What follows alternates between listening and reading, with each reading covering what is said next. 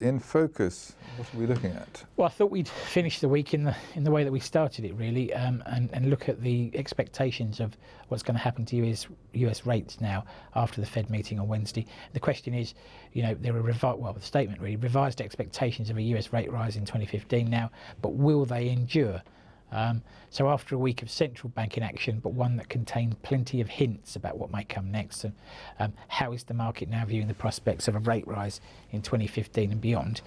And so what we've done here is plot the expectations, percentages, expectations, however you want to call it, probabilities perhaps is the best way to describe it, as they are now versus what they look like earlier in the week. So before the Fed meeting, there was just a 6% chance in October. Obviously that didn't happen. A 35% chance was a proportion for December, and a 41% chance for January next year.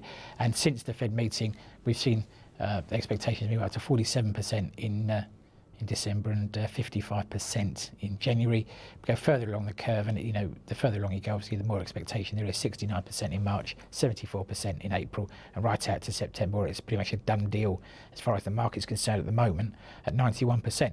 I think the key here was, though, that the Fed in its statement said that the move in December, if it came, was going to be data dependent, and we've got a couple of non-farm payrolls and some other big numbers to come before they meet again. Well, we had the get out of jail thing was the China on the last one, and now it's the data. So presumably the data will save the Fed from having to raise rates. But it is interesting that the Japanese and the ECB seem to be.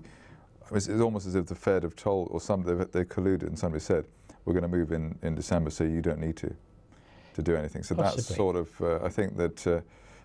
Maybe that's what the Japanese are thinking with that they actually believe the latest hawkish statement as well. So yeah, well, if we get a decent farm number next week, then some people are saying that will make it a done deal for December. It'll be interesting to see how these probabilities change if that's the case.